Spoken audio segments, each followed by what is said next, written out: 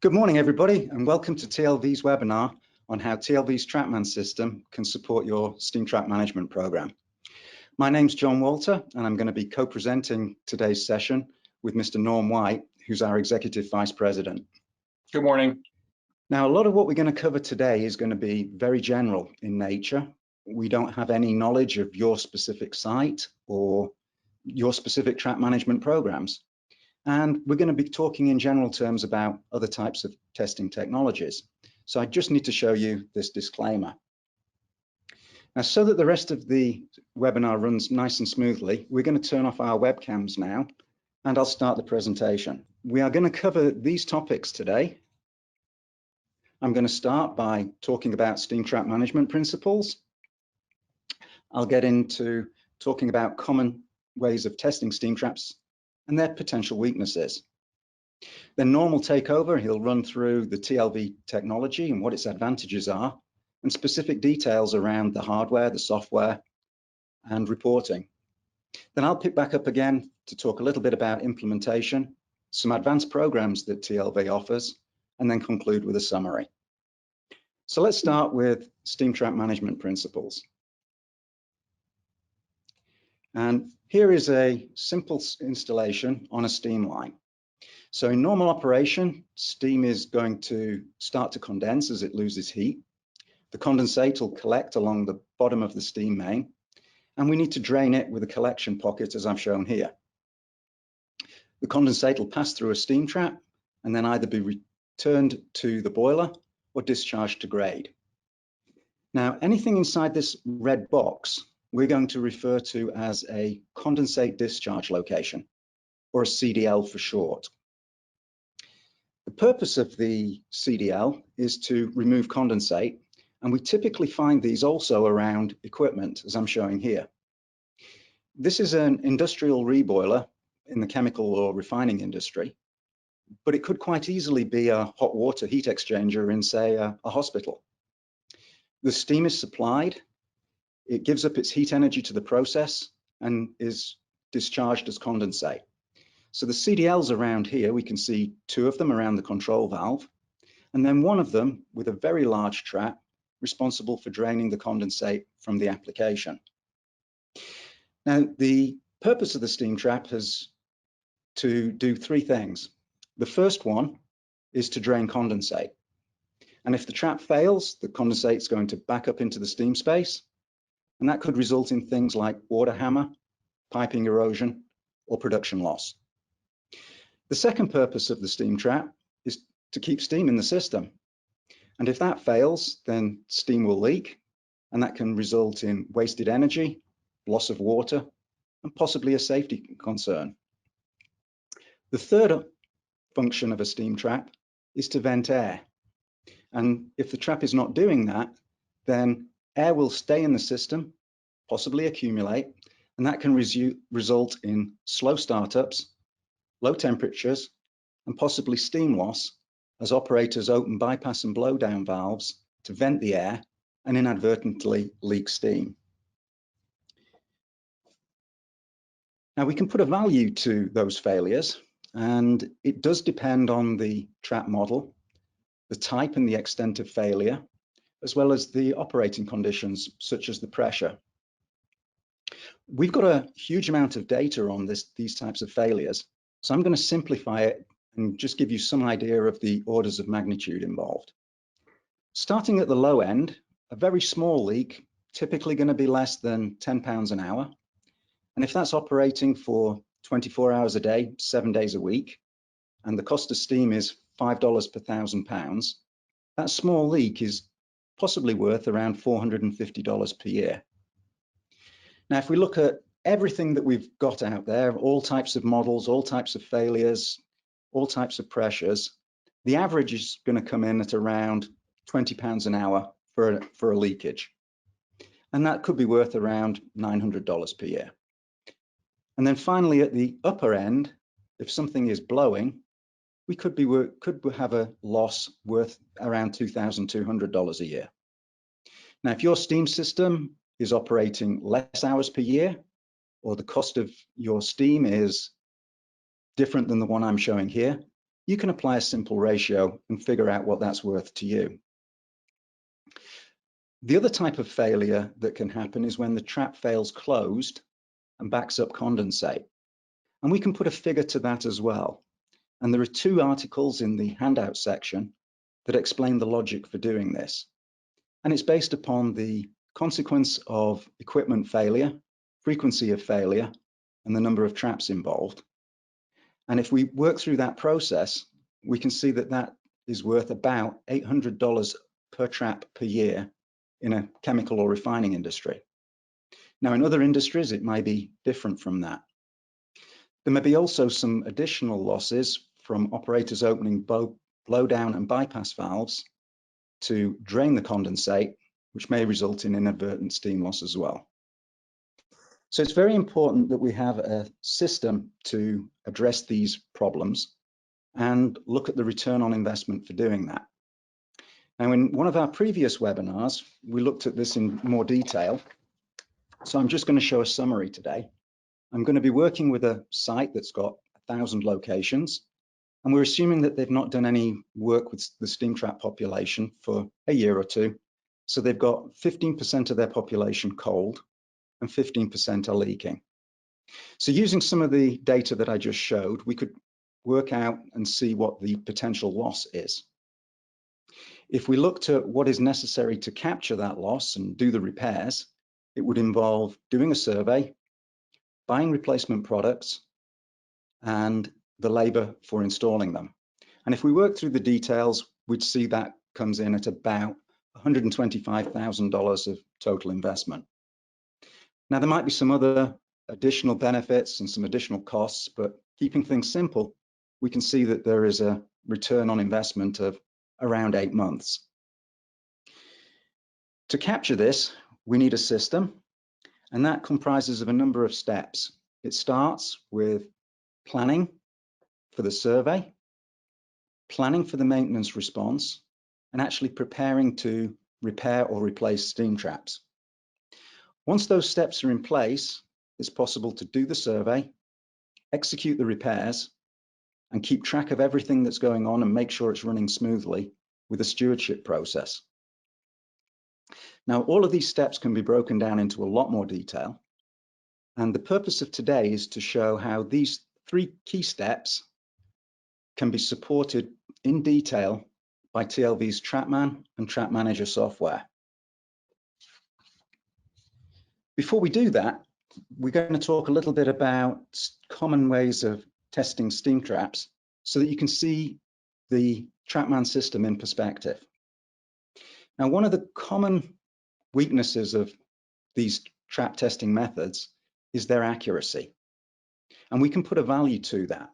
So let's assume that we've got a perfectly good trap, and for some reason the technology is misclassifying that good trap as being failed. Well, the plant are now going to go out, purchase a new steam trap, incur a cost for labor to install it, and that could be around $550. And that has made absolutely no difference to their steam system. If the technology looks at a leaking trap and makes a mistake and classes it as good, then that leak may be in place for another year, costing $900. And finally, if there's a cold trap that the technology misidentifies as good or not in service, it's going to expose the plant to some form of risk, which could be anywhere from $400 to $800 in the refining and chemical industry.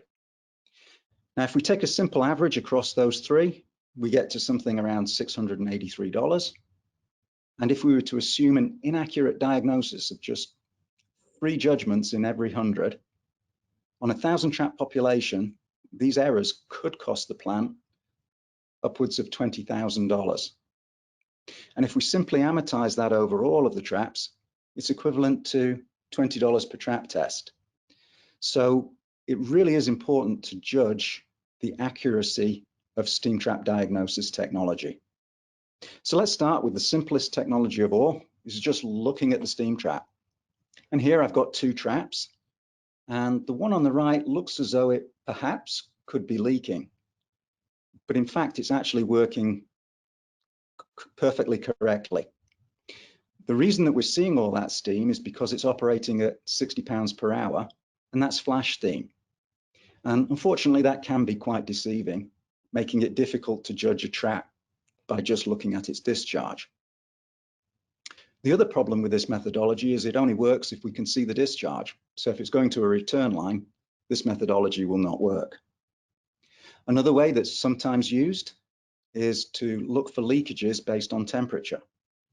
And unfortunately, measuring the temperature upstream of a trap is going to be unreliable, since the temperature of the condensate there should be close to steam temperature if the trap is working correctly.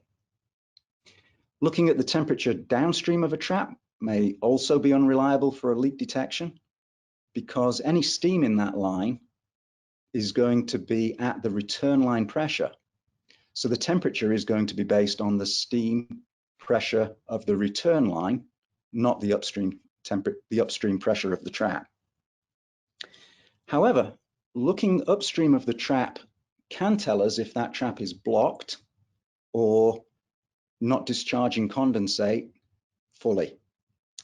However, the temperature upstream of the trap is based on the pressure upstream of the trap. So to make a proper judgment about a block trap, we really do need to know what is the pressure it's operating at. The next method is good old-fashioned, put a screwdriver to the trap and listen to it. That can provide some level of information, but when a steam trap leaks, the sound generated is at around 40 kilohertz, which is way beyond the range of the human ear. But the good thing about ultrasonics are they're very sensitive to leaks, so we can actually detect leakages a lot sooner using ultrasonics. And that's one of the reasons ultrasonics are now very commonly used. However, there are still a couple of problems with ultrasonics. The first one is that the noise generated really does depend on the geometry of the steam trap. So there's obviously hundreds and thousands of different geometries out there, and each one of those traps is going to sound different for a certain leak rate. So when we combine that with pressures and leak rates, there's almost an infinite number of combinations for a tester to determine, which makes it very difficult. The other challenge with ultrasonics, if we have a trap that's discharging a large amount of condensate, it will also generate ultrasonic levels. And if we compare that now with a smaller trap, we can see that there's an overlap. So it's very important to know not only the model, but also how much condensate is being discharged so we can make an accurate determination. Despite these two challenges, ultrasonics are now very common. And the basic system consists of a probe and some way of reading that information. Now that could be a scale, or it could be transferring the information to an audible range so somebody can listen to it. In a lot of systems, there's an adjustment knob, which is basically a gain control that allows us to amplify or attenuate the signal.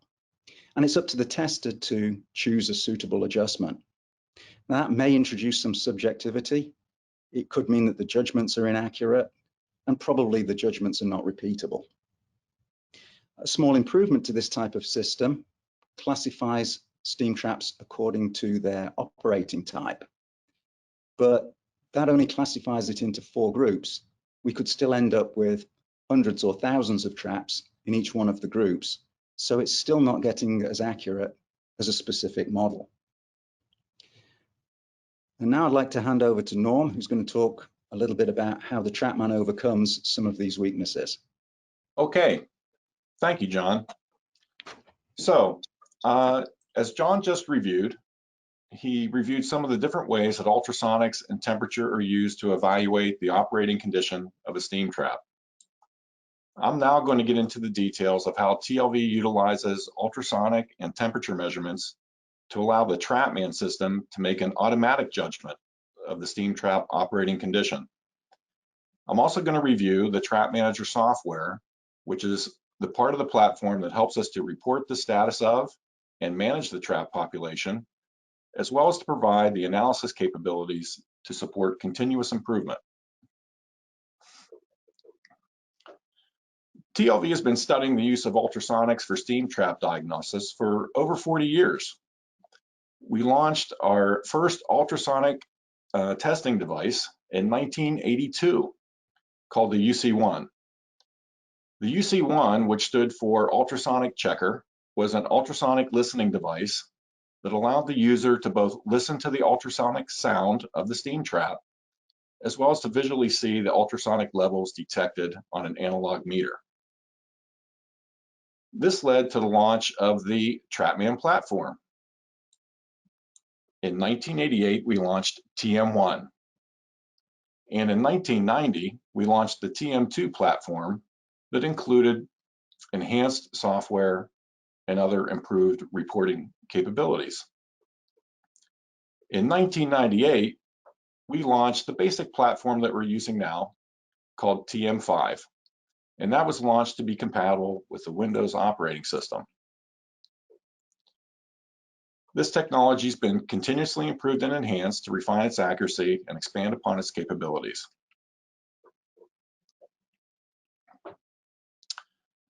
So one of the key things that makes the TrapMan platform unique is a database of signatures that correlate ultrasonic measurement to an actual quantified steam loss for thousands of different steam trap models. There are two industry standards that define how to test and measure live steam loss for a steam trap. They are the international standard, ISO 7841, and the American standard, ASME PTC 39. These two standards basically mirror each other in terms of the procedures and the definition of the steam loss testing equipment. TLV started building test rigs back in the early 1980s to begin the process of empirical testing and measurement of steam loss. The test rigs became more accurate, more sophisticated, and also were independently validated to comply with the international and American standards for steam loss. The test rigs were originally validated to international standards in 2001 and most recently revalidated in 2017. Okay, so let's review how we correlate an ultrasonic measurement to actual measured steam loss to develop the automatic judgment capability of TrapMan. The probe for the TrapMan device, for the TrapMan hardware, is placed on the inlet side of the steam trap, and it is measuring the ultrasonic sound level or noise generated during steam trap operation. This is correlated to the actual measured and quantified steam loss that is leaking through the trap, through our steam loss rig. We do this in basically a new operating condition right out of the box, and then also at various levels of leakage, all the way through to a full blowing condition. This testing is done to correlate the ultrasonic levels and the measured steam loss over the entire operating range of the steam trap. And this generates a signature that we here at TLV call a trap code.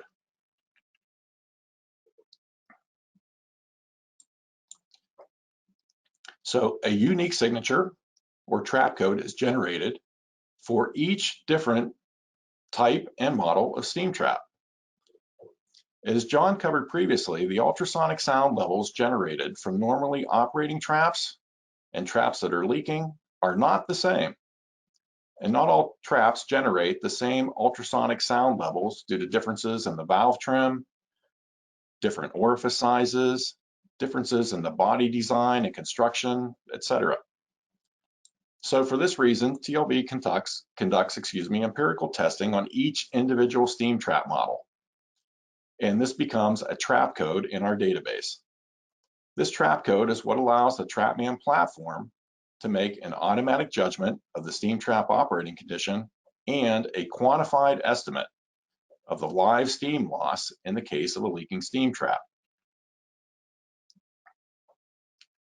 A temperature measurement is also made on the inlet side of the trap to determine if the trap is backing up condensate or if it is blocked. The temperature measurement is made through the use of a direct contact temperature sensor, which is the most accurate method of determining the external temperature of the steam trap body. The inlet operating pressure of the trap is used to calculate the saturated steam temperature following the saturated steam curve. And a percentage of this value is compared to the actual measured temperature to determine if the trap is operating in a low temperature or a blocked condition. So let's review the criteria that TrapMan uses to judge the condition status of a steam trap. There are 3 data inputs required for testing each CDL location. First, the trap model, which is used to select that proper trap code.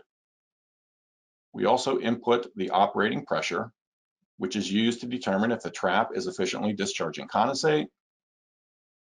And an input is required to identify if the trap is operating under a light, moderate, or a heavy condensate load. These 3 inputs are used to determine the trap operating condition. The temperature measurement is compared to the saturated steam temperature of the application to identify if the trap is operating in a low temperature or block condition. The ultrasonic measurement is compared to the trap code to determine if the trap is operating in a normal or good condition, or to identify if the trap is leaking, and also to quantify the amount of live steam loss. So as we already reviewed, the selection of the proper trap code is really critical to getting an accurate test result. And it's important to have a large database of trap codes to cover the variety of steam trap models that are installed and all of the steam systems and all of the customers that we have in the United States and Canada. We now have a database of over 4,700 unique signatures for unique steam trap models. And I've highlighted some of the common manufacturers which TLV has actually purchased these steam traps, these models, conducted empirical testing to develop the trap codes for most any trap that you will encounter in your steam system. All right, so let's continue to review. The TrapMan system consists of a handheld device, which we've just reviewed, with a probe called TrapMan, and it also includes software called Trap Manager, which I will begin reviewing here in just a few more slides. And that software runs on your PC. Data regarding the steam trap location can be entered in either on the PC or in the handheld device in the field. And that's typically location information and, most critically, the model of the steam trap being tested and its operating pressure. In the field, the surveyor selects the location of the trap to be tested, which is the location or the tag number, then places the probe on the inlet of the trap for 15 seconds, and TrapMan makes an automatic diagnosis of the trap condition and stores that information. After your daily survey work is complete, then you can upload that survey data to your PC. Reports can be generated and results can be analyzed to help identify opportunities to continuously improve steam trap performance and steam system reliability.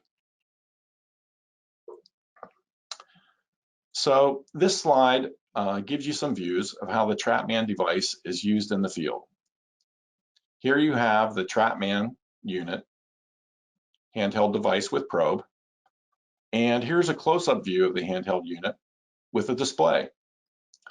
And display is showing here the location or the tag number to be tested, as well as the specific steam trap model, which is dialed into that specific steam trap code for the model that's to be tested. It's also possible from this view that you can dial deeper in to enter more information associated with that location. So it could be additional location information or even some information regarding the inspection that's conducted. And over here on the right, you can see some views showing how the TrapMan probe is placed on the inlet of the trap. And you can conduct the testing and inspection where the results are captured and stored for further use. So let's review a couple of variables that can impact the accuracy of the steam trap diagnosis.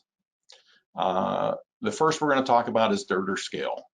And any dirt that's on the steam trap surface can impact the effect of the accuracy of that test, both for ultrasonics and for a temperature measurement. So on the ultrasonic side, that dirt can attenuate or filter the ultrasonic level. So it could actually be leaking, but you won't be able to pick that up. It could also act as an insulator to impact the temperature measurement.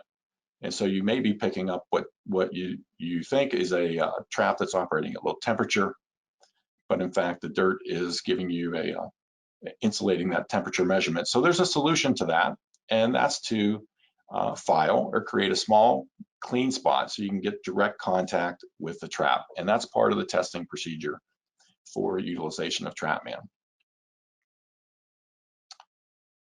Another area that could impact the measurement is the force that's applied with the ultrasonic probe.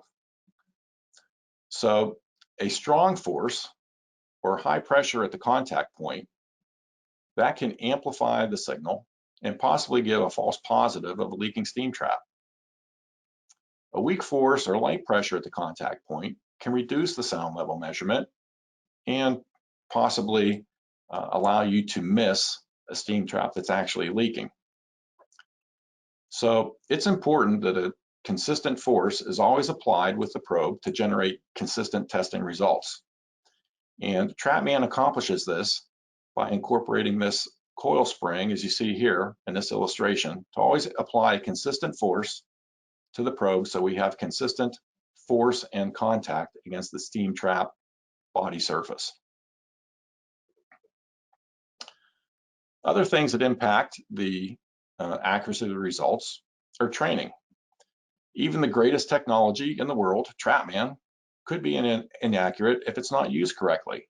So here at TLV, we put a strong emphasis on training for all of our TrapMan users. We have formal training program that we conduct in a classroom environment, which includes mock surveys that we conduct here in our STEAM lab in Charlotte, North Carolina. We back that up with field training as well in the field, supported from our local technical sales and technical service personnel. And for companies that join our authorized service provider program, we also have a field validation process to confirm that they have a full understanding and utilization of the TrapMan platform as part of our formal certification program.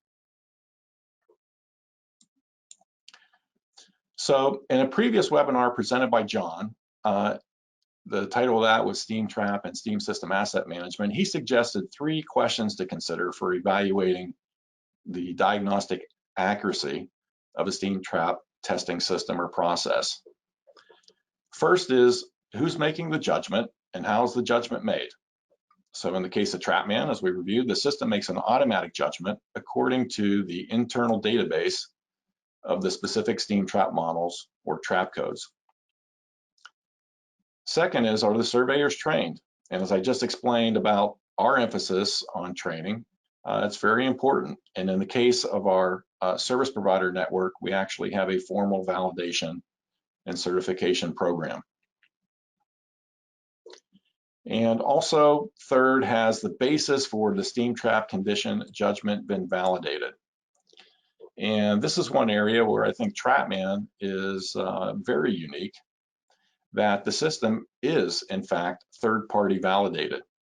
So in the case of TrapMan, it's been independently validated by third-party inspection agencies since 2002, with the most recent review and validation conducted by Hartford Steam Boiler in 2017.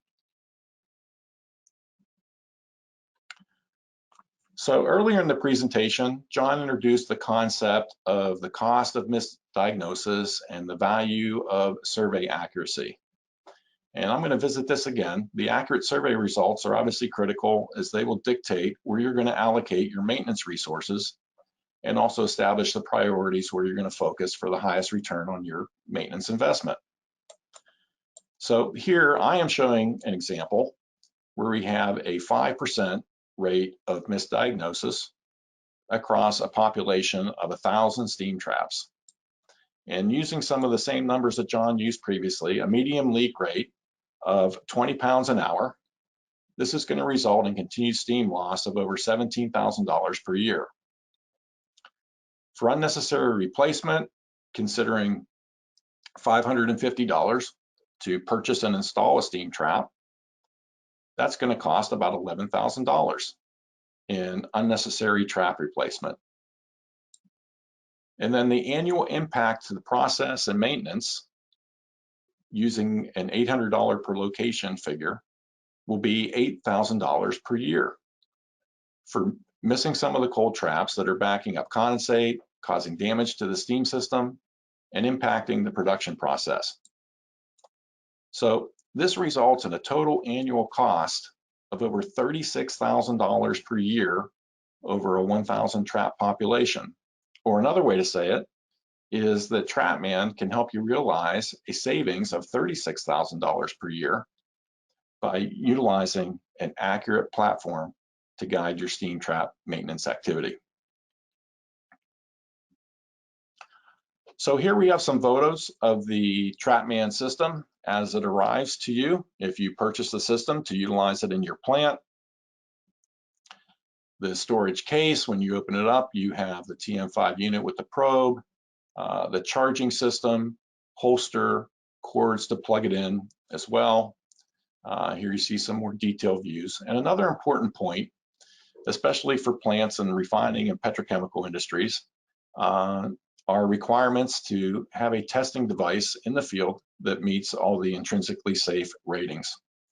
And TrapMan has been certified and validated to ATEX Canadian UL and the IEC standards for intrinsically safe use.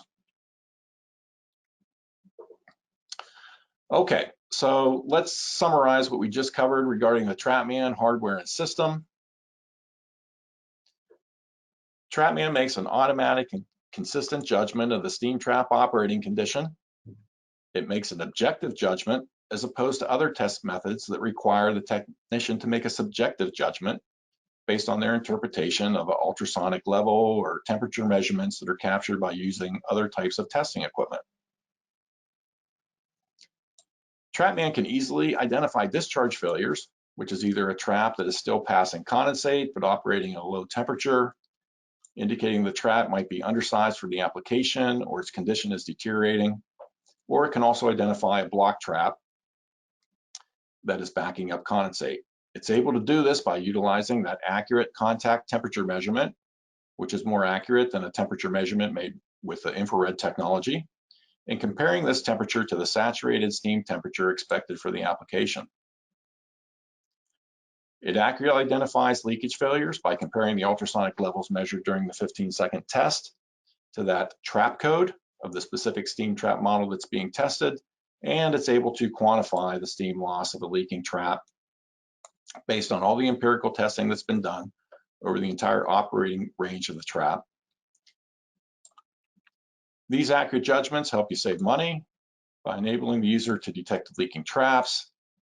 Even traps with a small and medium level leaks can be detected by TrapMan, and to help avoid the false judgment of failed traps, avoiding the cost of unnecessary replacement. All right, so now that we've reviewed the TrapMan hardware, let's now start to dig into the software side of the system and how that's used to support your overall steam trap management program. So the real key and power of a steam trap database is the amount of information that is collected. The Trap Manager software is designed with fields to capture all of the data associated with your steam trap population, so that this data can be used to fully visualize your steam system. It also records and stores all of your inspection and maintenance history to allow for analysis of time between failures, identify frequent failure locations, and to identify focus areas for improvement. This first set of data listed here is typically and commonly collected, in most surveys. You know, location information, area of the plant, the trap ID, the model, the connection information, maybe some description of the location. However, in the best trap management programs, we've got to go further. And there are three very important additional data points that need to be collected. So first is application data. And the more detailed application data provides us the capability to do more detailed analysis and understanding of the site operation. We also want to add and factor in priority, and this aids in establishing the risk factors for each condensate discharge location, or CDL, this John mentioned earlier, and operation information of the traps, and that improves our capability to understand the application and again improve our overall analysis of how things are performing in the site. So this additional information can help prioritize maintenance. For example, cold traps on critical turbines, maybe that's the first thing that the site wants to focus on for replacement, but without collecting this type of application priority data, that might be missed. The data can also help with improving the program in the longer term, as trends can be identified and action can be taken to improve overall program effectiveness. So let's get into detail. I mentioned about the ability of TrapMan to capture all the data associated with your locations. These are the actual input screens in the software. So let's get started to take a review. First, we have all location information, the area of the plant. We have a tag number, information about the elevation of the trap, if it's something that's high to access or low at ground level, and then the actual application. So this field here opens something in TrapMan lingo we call master codes, and that's what we're showing in this box. So here's the master codes in this particular example that we've created for the application. And you can see a variety of them here: drip, tracer, process, et cetera, 0, going all the way down to 99. You can actually create, these are unique, it's an open field that you can create and define your own application codes, up to 100 of them if you have that many, for your site. So it really gives you the ability to hang a discrete application qualifier on each of your drainage locations.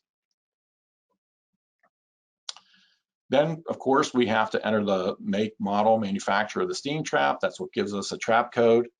And this is comedy from my friend John. We really do not have a great maker, great trap code. But anyway, John, thank you for that illustration.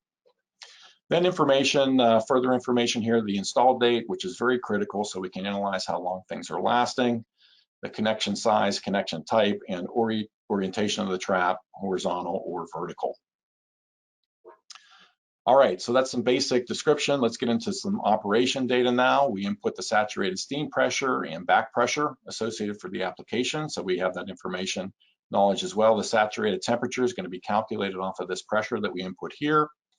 If it's a thermostatic trap with a set temperature, we can input that here, and then our cost of steam, which is going to be unique for your site and maybe even unique within different areas of your site. So that's why you have the ability to input this steam cost on each individual steam trap location.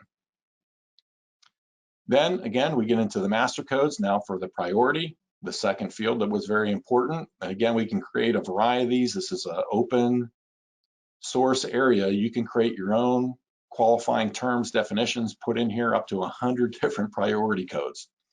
And so we can help use that to analyze and identify the priority of each of our locations. And then there's also a field here to input inspection frequency, and you can use that to model the frequency of when you monitor that particular location in your survey program. We put information in here about condensate recovered. Is it recovered, yes or no? If we have information on the condensate rate for that location, we can input it here. And then information about the operation, 24 hours a day, 365, which helps drive the actual steam cost. And again, this field, open field with the master codes for the operation type. So continuous, batch, seasonal. Again, we can create different terms, different definitions in here to fit your specific requirements. There are other fields here, these user codes. These are additional master codes. They're open fields. We can create any definition that we want. In this particular example, we're using some terms here relative to maintenance activity. So for user code 1 tab that we're on here that we would put in, maybe we want to have a code for scaffolding, if scaffolding is needed to access that location for maintenance. Or isolation, if an isolation valve on a tracer is not known for that location. So these kinds of things. Another thing that you could do maybe with user code 2 would be to, let's say, identify different steam headers in the plant. So if you would want to hang that qualifier on all the traps connected to each various steam header in your plant, you can do that. That allows you the ability to analyze and report on those locations separately. Okay, then we have another category tab here that basically you can input comments, any type of information that you would like to do here, some small fields, and then a large comment field here where you can enter quite a bit of text related to that location. And then information relating to the inspection, which this is automatically generated by the TrapMan system and from the other entries we put in here, like steam cost, etc., and any specific inspection remarks.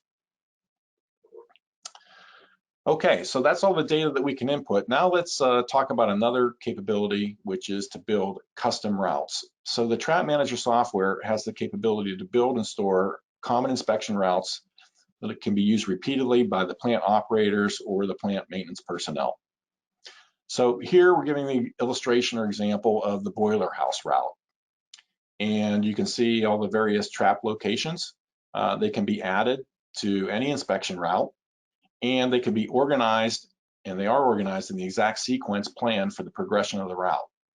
It's very easy to add or remove trap locations to the route or to move them up and down in the route sequence. And this inspection sequence will automatically roll through the handheld TrapMan unit in the field to allow the operator or the testing technician to quickly conduct the test and then move on to the next survey location. And then you can get a specific report of that route, and that's organized in the inspection order sequence so that you can review that. And let's review a little bit about the Trap Manager reporting. So the Trap Manager software provides reports of your trap population condition status, so you can measure that against your site performance metrics, develop the necessary budget to support your overall program goals. You can also generate field trap lists that can direct the maintenance response, and also provide information to support your work order and maintenance planning processes. And there's also a variety of analysis that are pre-built into the software to allow for evaluation of the trap performance in specific areas of the site, maybe in common applications in the site, evaluation of different steam trap technologies, different steam trap manufacturers, all to help identify root cause of failures and put focus on specific areas where improvements can be gained. Here's an example of the screen, the view of the software. One view that you can set up is when you open it, would be what we call the area trap list. So again, we're using the boiler house example here, opening up, and this is a view of all the CDLs associated with that. And again, we can click on any one specific CDL and open up all these individual trap dialog boxes to get all the information and details associated with that location. Another option would be to set up your screen. Instead of looking at areas, you can have a reminder that when you open your software, you immediately get what we call the failed traps reminder screen. So you are looking at the first thing when you open up the software, all the locations that are failed, again, reminding you of that so you can quickly take action. And you can generate specific failed trap reports. Those are run either for an entire site or just on a specific area basis. And we can also generate a report we call a master log report, which is basically a complete inventory of your CDL population. And there's a lot of ways to customize that master log report. So you're seeing some of the ability here with these filters. We can run it for all areas or just one or specific areas. We can run it for all applications or just specific applications. Same with priorities. We can even look at specific manufacturers and run just for specific manufacturers or specific steam trap types. Here we can get more advanced and select things like pressure and the user codes, drill into specific test results. If we just want to look at the block traps, then we can filter and run master log report just for those locations. So really quite a bit of flexibility in here. We can also set up how the report is arranged. So we can group it by area, by the application type, mode of operation, etc. And there are several different templates that can be selected to run that report. We also have the capability, I mentioned earlier, that TrapMan stores all of the inspection and maintenance history. So you can run something called the inspection history report, and that's what we're looking at here for this particular location. Here is the entire history of that location from dating all the way back to 1996, when the trap was first installed, all the inspections and all the different installation dates and models when the trap was changed and their test conditions. So you can use this to analyze frequent failures and help identify those for action for continued improvement. Any of these reports can be exported in a PDF format, or they can actually be dialed in and export in a CSV format as well, so that you can import that into maybe database software like Access or Microsoft Excel, etc., for further analysis. And then TrapMan has a number of pre-built analysis templates that are already designed and built into the software. So the most basic analysis is to look at the condition or the trap status. Here you see example in the data table analyzing the current state of the population shown here in the back, and graphically we show the previous state of the population. So that's good. It's getting a little bit our number of good traps going up, number of failed traps going down. But we can analyze it many different ways. We can analyze it by pressure, again, looking at specific pressures and how traps are performing in different pressure services. We can analyze it by application, or we can analyze it by application and trap type. And here's the selection tables to choose all these different ways to conduct our analysis, again, to really drill into details and help for our root cause analysis for continued planning. Okay, so with that, I'm going to turn it back over to my colleague, Mr. Walter, who's going to cover now program implementation and then wrap up today's program. So John, back to you. Great, thanks, Norm. So I'm going to talk a little bit about implementation, but I'm only going to cover 2 points today because we did deal with implementation in a lot of detail in our previous webinar called Managing the Steam System Asset. The first area that I want to cover on implementation today is about resources. And there are typically different groups of people in the plant that could get involved with steam trap management. We're going to have maybe a production manager and a maintenance manager, and they're going to be concerned with mitigating risk, optimizing energy, and they'll be the ones holding the budget for the program. So it's important that they understand what the benefits are and the return on investment. There may also be an energy manager who's tasked with running the program.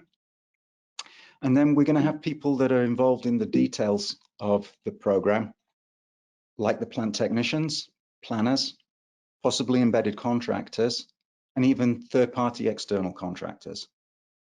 TLV also has some resources for doing surveys, and we have a group of consulting and application engineers based up here in Charlotte that can also support the program.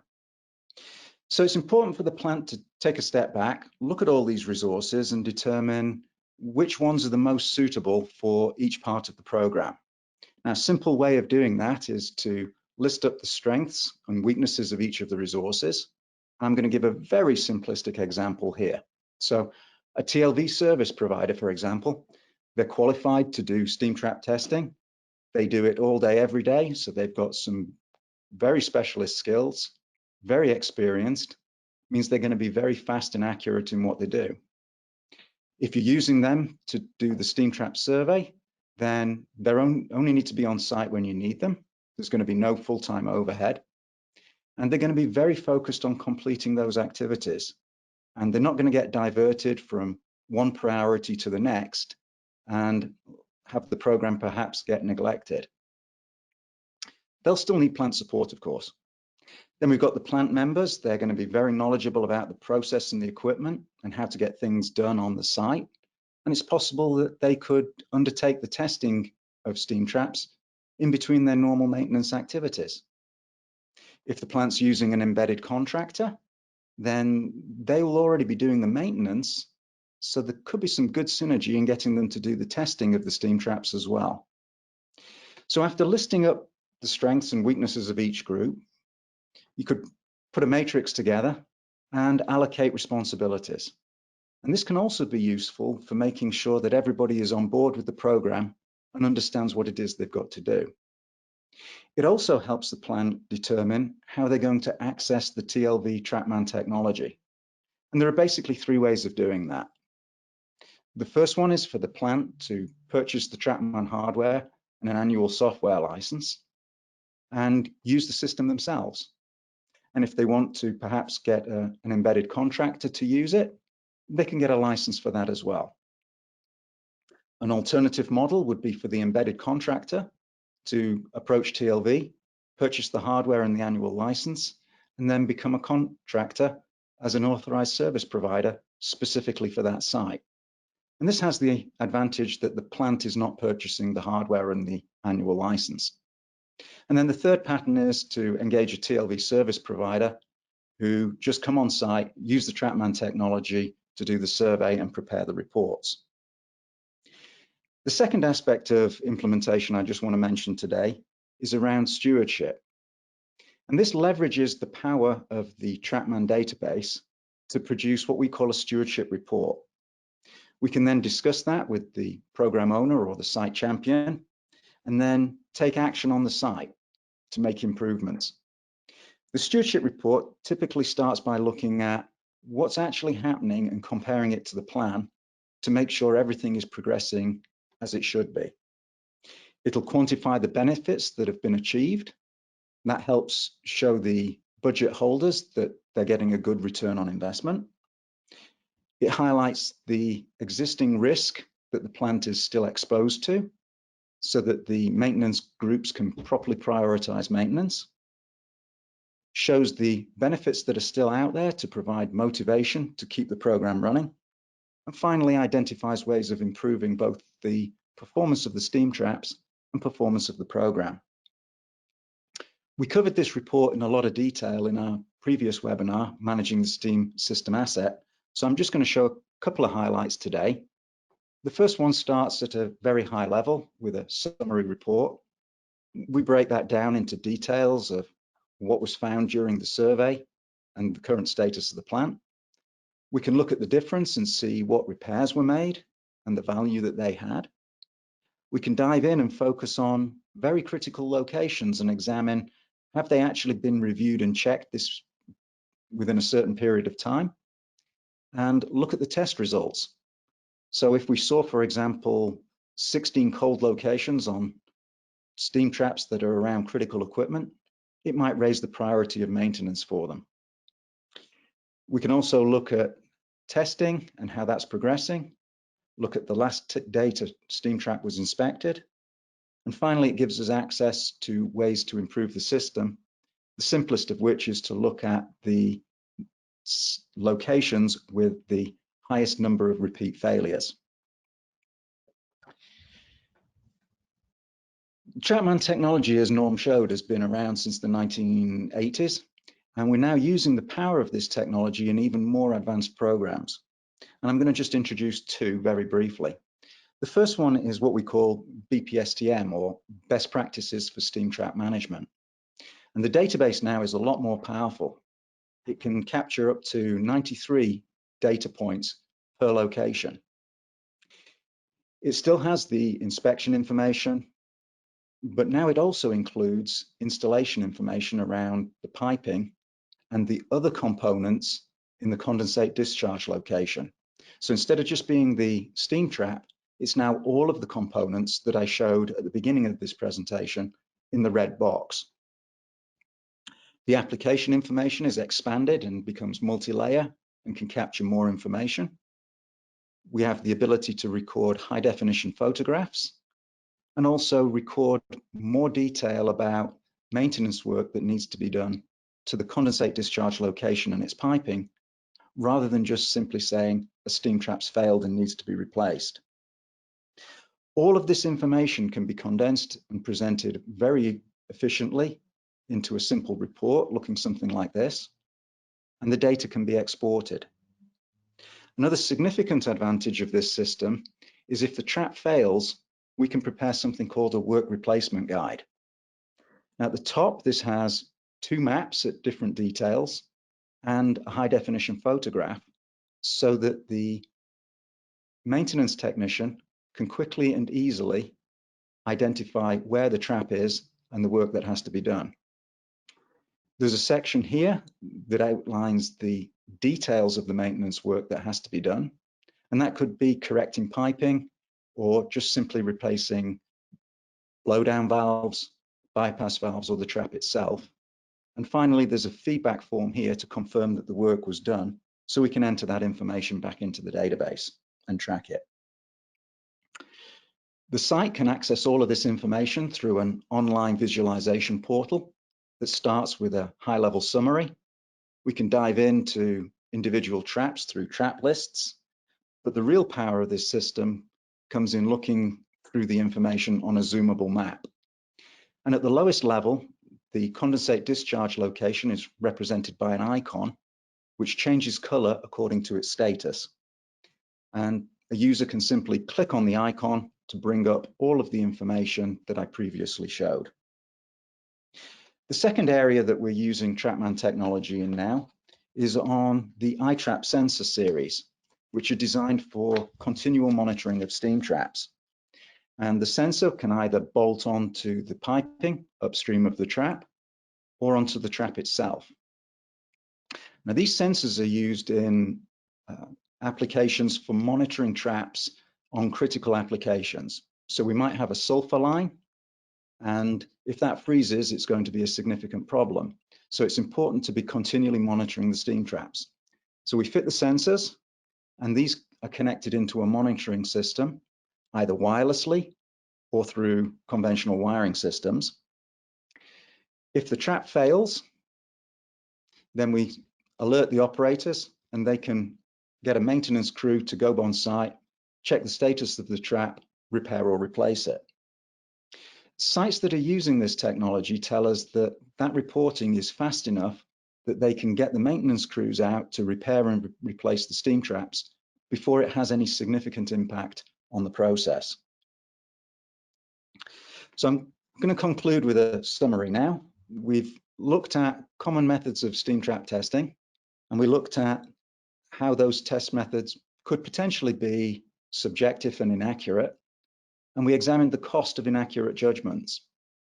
Norm introduced the TrapMan hardware and showed why it's accurate based on objective data, and that Hartford Steam Boiler have certified it as being accurate. Norm introduced the Trap Manager software and showed the power of the database, both in the reports and the ability for us to generate stewardship reports to help manage the steam trap management process. I just covered how to access the technology and some of the advanced program options that we've got that also use TLV TrapMan technology. I'd like to leave you with 3 possible next steps. The first one is to contact TLV, select a representative sample of your trap population and test it with TrapMan. And while we're doing that, let's look at the plant and see what other opportunities might be existing. That'll give you first-hand experience of seeing the TrapMan system in action.